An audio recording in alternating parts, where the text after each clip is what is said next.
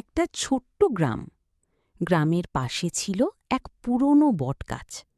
সবাই বলতো সেখানে এক দুষ্ট ভূত থাকে, যার গলা নেই, তাই সে ফিস ফিস শব্দে কথা বলে। রাতে কেউ ওই পথ দিয়ে যেতে সাহস পেত না।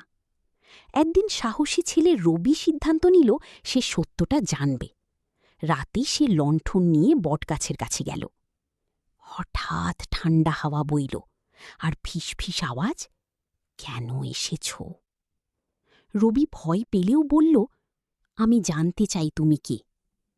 ভূতটা ধীরে ধীরে সামনে এলো, কিন্তু আক্রমণ করল না। সে জানালো সে একসময় গ্রামের মানুষ ছিল, অন্যায়ের শিকার হয়ে একা হয়ে গেছে। রবি গ্রামের লোকদের সব বলল। সবাই মিলে বটগাছর পাশে প্রার্থনা করল। তারপর থেকে আর কোনো ভয়ঙ্কর ঘটনা ঘটেনি।